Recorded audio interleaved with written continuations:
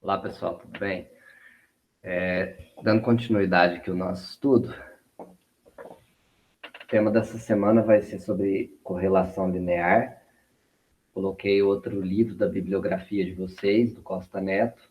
A linguagem dele está mais simples da gente entender. Qualquer dúvida, vocês podem consultar a obra, tá bom?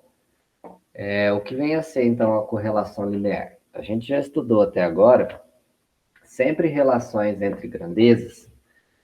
No caso, uma grandeza só, né? O que acontece com ela? A gente calcula média, moda, mediana, desvio padrão, né? Todos aqueles elementos que a gente consegue fazer o cálculo de uma grandeza, tá?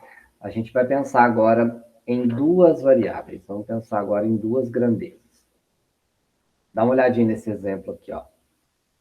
Imagine uma amostra de 10 adultos do sexo masculino, cuja investigação foram as variáveis altura e a variável massa corporal.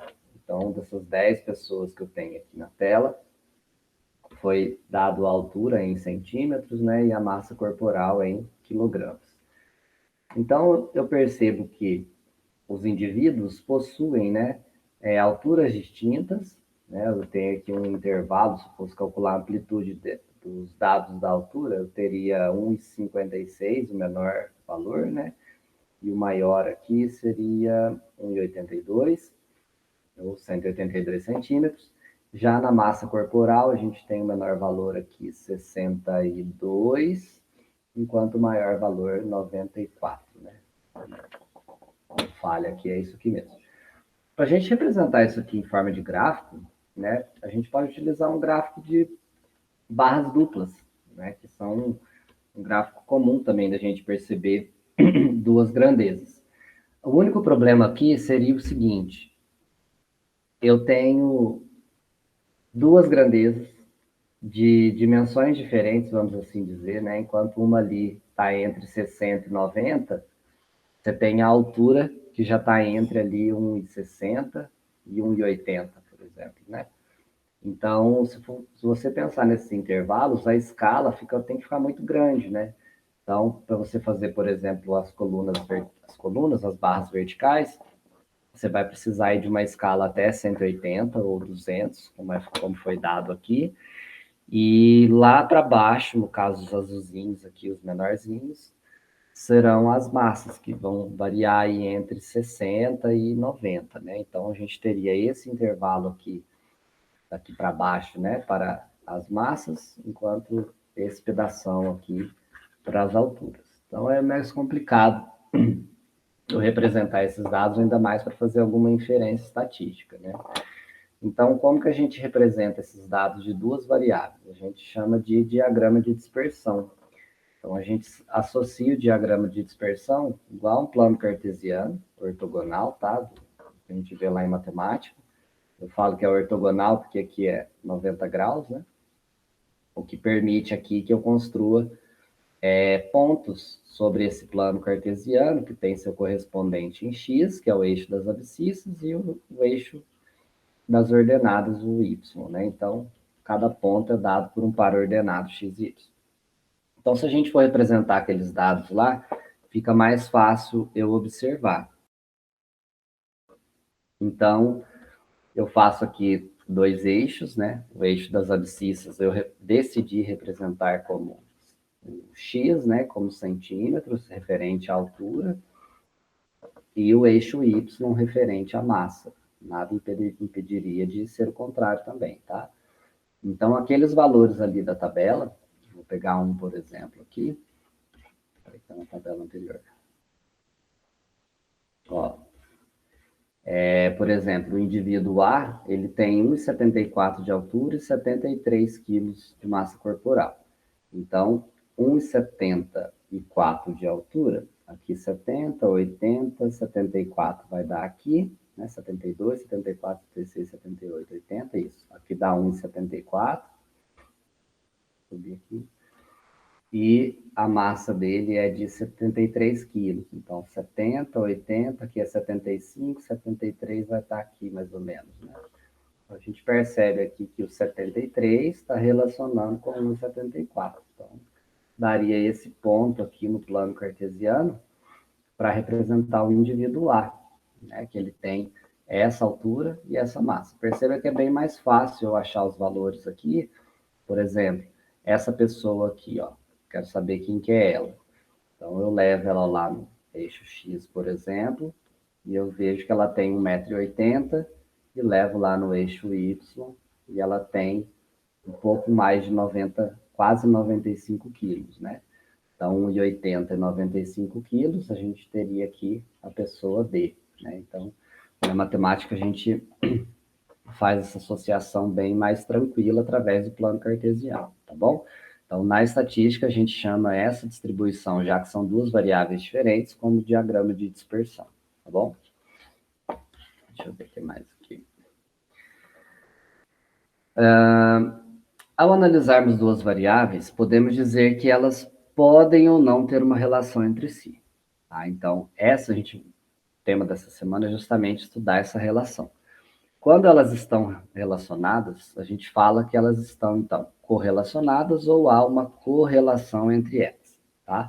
O diagrama da dispersão, já que ele vai envolver ali minhas duas grandezas, né, no plano cartesiano, então a gente pode associar pontos do plano cartesiano, vão formar retas no plano cartesiano que são associadas a funções afins, né? Função afim ou função do primeiro grau, que determina uma reta. Né?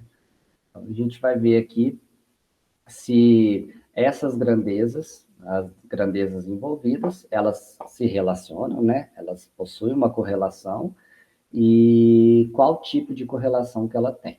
Tá? Então, o primeiro tipo que a gente tem é a correlação linear negativa. O que isso quer dizer? Se a gente for associar lá o estudo da reta, essa reta é uma reta decrescente, né? Isso é matemática. Matemática não, né? Estatística também é matemática, mas eu quero dizer em relação à função. A gente tem aqui uma função decrescente, e o que determina uma função decrescente é o coeficiente angular dela ser negativo, ou seja, o valor aqui de A. Então, à medida que eu vou aumentando os meus valores de X, os meus valores de Y vão diminuindo. Né? Então, se eu quero aumentar o valor de X, eu vou para a direita. Se eu quiser diminuir os valores para Y, eu vou para baixo. Então, a resultante aqui vem nessa direção.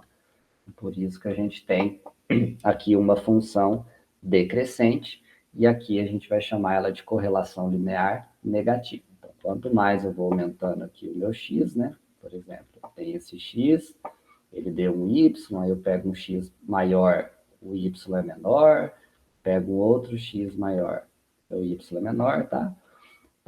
Perceba que depois sobe, desce, né? Mas no geral ela está seguindo aqui esse trajeto, né? Decrescente. Então a gente classifica essa correlação como linear negativa, tá? Correlação linear nula. Então são aquelas que, à medida que a gente aumenta o x, o y pode tendenciar um valor ou não, né? Ou nenhum valor. É o que a gente chama aqui, cada hora está num lugar. Né? Então, nesse caso aqui, não tem correlação linear, né? Aqui a gente vai achar o valor de zero. Então, aqui tem um gráfico de dispersão mostrando quando essa correlação linear é nula. Tá joia? Pode ver que cada hora é um canto, né? Então, é possível a gente construir, achar que está seguindo uma reta aqui, né? Então, aqui estaria seguindo mais uma região, né? Não é o caso do nosso estudo. Correlação linear positiva, aquelas contrário, né, da função decrescente, no caso, se você tem no estudo de funções da lei de formação f de x, que é o y, né, igual a x mais b, seu coeficiente angular for positivo, então você tem aqui uma reta que é crescente. Então, nesse caso aqui, uma reta crescente diz o quê? Que a cada valor de x que você aumenta, o seu valor de y vai aumentando também. Então, se você tem x para a direita, aumentando o valor de x, o y está subindo, o resultante vai ser nessa direção aqui, né? Então, lá a gente chama de reta crescente, e aqui a gente vai chamar de correlação linear positiva.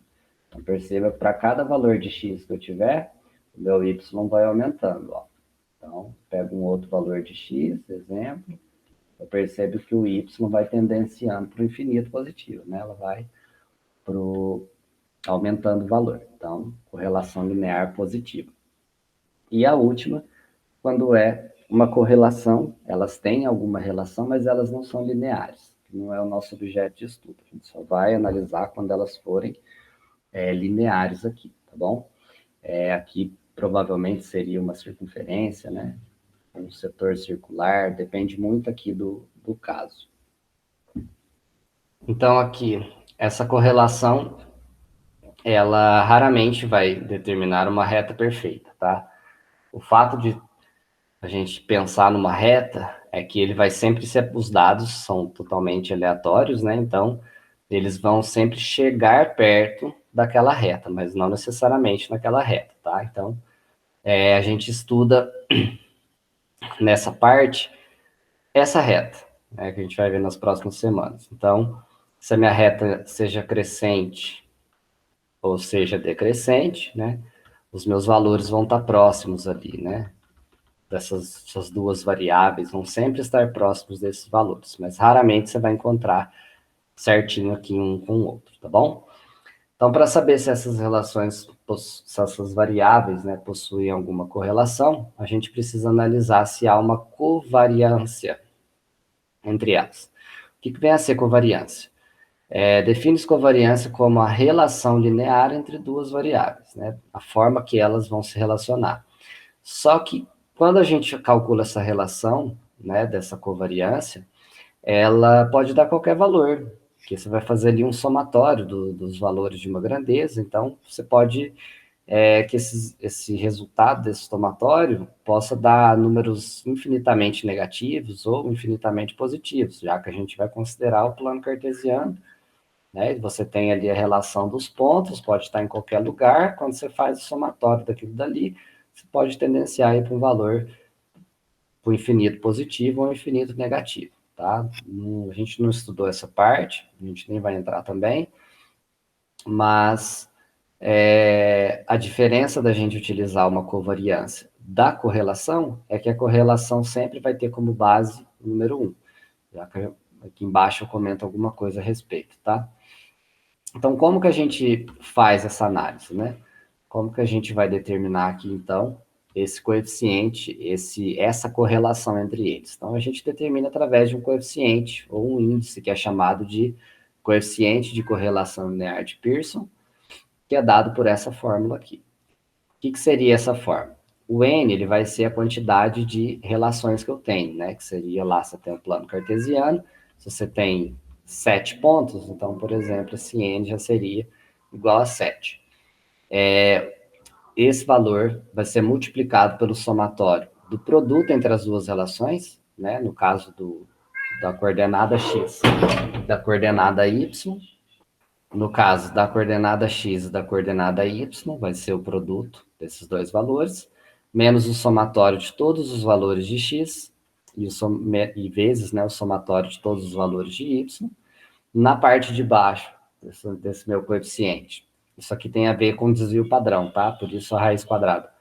Então, a gente vai ter aqui o número de pontos vezes o somatório do x ao quadrado, tá? Aqui do x ao quadrado, menos o somatório do x, quando eu somo todo x, ao quadrado. Isso multiplicado, agora em relação aqui à variável x, e aqui agora em relação à variável y, tá? Então, o número de pontos vezes o somatório desses valores de y ao quadrado, né, os valores que estão aqui, quadrado dessas coordenadas, menos o somatório de tudo isso aqui elevado ao quadrado. Tá? A gente vai ver um exemplo que isso aqui faz muito mais sentido. Então, nesse ponto aqui, como eu já havia mostrado para vocês, na hora da gente fazer lá uma distribuição normal e a sua frequência, quando eu coloco na frente, né, como lá, se for o intervalo de classe, eu coloco o x médio, aí depois eu coloco o x médio vezes a frequência, depois eu coloco o desvio, depois desvio ao quadrado, né? A gente faz naquela ordem lá das tabelas completas. Aqui também a gente vai considerar numa tabela que vocês vão ver que fica bem mais fácil de entender isso daqui, tá? Então vamos ver o exemplo aqui, que vai ser determinar o coeficiente de correlação linear de Pearson para os dados da tabela da página 4. Então, vamos lá na página 4. Então, aqui, galera, ó, eu vou chamar essa grandeza de x, essa grandeza de y, e vou identificar onde estão aqueles meus elementos, tá? Eu vou fazer no Excel, porque trabalha com muito somatório, muita coisa, né? No Excel acaba fazendo mais rápido. Então, vou colocar aqui, transpor essa tabela lá. Tá? Então, a gente tem aqui os indivíduos, GHIJ, vou puxar aqui, né? ABC.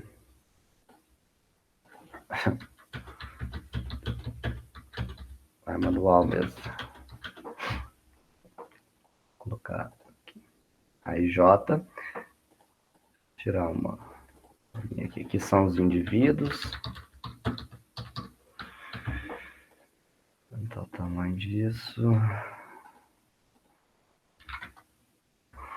Aqui a gente teria a grandeza X, né, que vai representar a altura, e aqui a massa. Então, aqui a gente tem 74, 61, 82, 68, 176, 175. E referente às massas, eu tenho 7366, 6494, 7972, 6264, 9081. Então, vou usar a minha função aqui, né? Esses são os valores de x, eu vou precisar do somatório de x, então, seleciono aqui e vem na autossoma. Vou somar o y, também aqui nós temos autossoma. Uma coisa que a gente tem lá, né? Deixa eu colocar aqui, altura x e massa y. A gente vai precisar também do x vezes y, né? Então, vou usar aqui a função igual, esse valor vezes esse, vou dar esse aqui, vou arrastar a função e vou calcular o somatório, já que a gente vai precisar do somatório de x vezes y, né? Outra coisa que a gente vai precisar lá é x elevado ao quadrado, né? Então, eu vou precisar aqui, pegar o meu valor aqui de x, vou elevar ele, entre parênteses, 1 sobre 2, né? Aliás, elevar a 2, 1 sobre 2 é a raiz quadrada. Então, eu já tenho 174 ao quadrado aqui, vou arrastar essa função para todos os valores aqui de x, né? Perceba que lá, sempre vai estar associado com o valor de x e vem para o somatório dele. E agora o y também ao quadrado. Então, faço aqui, vou igualar os valores de y elevado ao quadrado. A gente pode fazer assim, ou pode fazer vezes, asterisco, né? Vezes a própria, ó, C2 vezes C2, dá na mesma. Então, aqui, achei o somatório, tá? Então, deixa eu pegar esses valores aqui e colocar lá na tabela. Então, vamos voltar lá. Então, esses valores aqui geraram esses valores de tabela. Vou colocar aqui, olha lá. Esses valores. Quem que a gente precisa na nossa fórmula para achar o coeficiente de correlação? Então, a gente precisa do somatório, ó, do somatório de x, y. Então, isso eu já tenho. Quando eu pego x vezes y e o somatório, aqui eu tenho o somatório de x, y, certo? O que mais eu vou precisar? Do somatório de x vezes o somatório de y. A gente tem aqui o somatório de x, esse de cá, o somatório de y. Eu tenho o somatório de x ao quadrado. Então, primeiro, ó, aqui está entre parênteses, aqui está 100. Eu vou pegar o valor de x e levar ao quadrado. E depois vou somar todos os valores. Então, peguei o valor de x ao quadrado, somei todos os valores. Então, aqui a gente tem o somatório de x ao quadrado. E o somatório de x, entre parênteses, ao quadrado. Então, aqui eu já tenho, né, o somatório de x, eu já consigo aqui o de x ao quadrado, tá? E por último, o y ao quadrado, fazendo o somatório de todos os valores. Então, aqui a gente tem o somatório de y ao quadrado. E eu vou precisar do somatório de y, da variável y, elevado ao quadrado. A gente já tem aqui o somatório de y, então seria o somatório de y ao quadrado. Pronto, já tem todos os meus valores aqui. Então, agora eu só vou substituir na minha fórmula, né? Então, deixa eu copiar aqui os valores. Parte importante, né, que eu não coloquei, são 10 indivíduos, então o meu N vai ser igual a 10. Tá? Então, pegando esses dados aqui da nossa tabela, a gente chega à nossa fórmula. Deixa eu copiar ela aqui. Então, vamos partir desse somatório aqui, ó. Então, a gente vai ter aqui, coeficiente de correlação vai ser igual a 10 vezes o somatório de x i. Então, multipliquei o x e o y aqui e somei. Então, dá 127.753.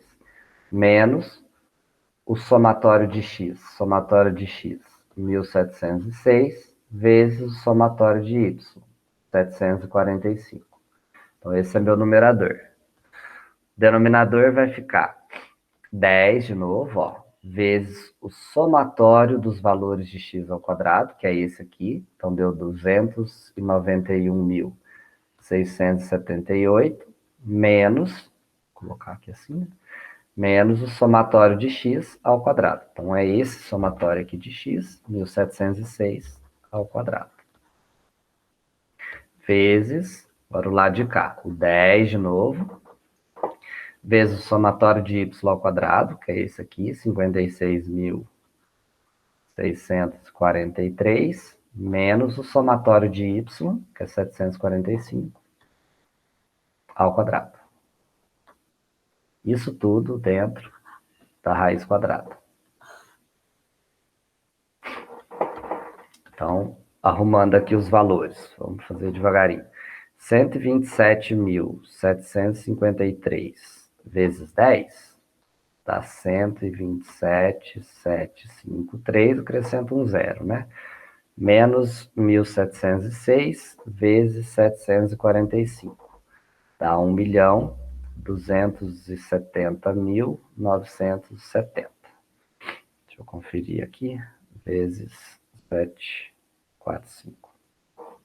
Isso mesmo. Na parte de baixo, a gente vai ter 10 vezes isso daqui vai dar 291.678, né? Vezes 10, menos 1.706 elevado ao quadrado. 2.910.436. Aqui, vezes esse valor aqui, né? 56643. 43 vezes 10, acrescento um zero, menos 745 ao quadrado, que dá 555.025. Isso tudo dentro de uma raiz quadrada. Continuando aqui embaixo, a gente tem 1277530 menos 1270970.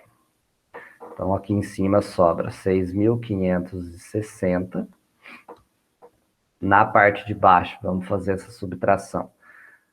291.780 menos 291.0436. Isso dá 6.344 vezes esse valor aqui, que é 566.430 menos 555.025. Então, isso aqui é 11.405, dentro da raiz quadrada.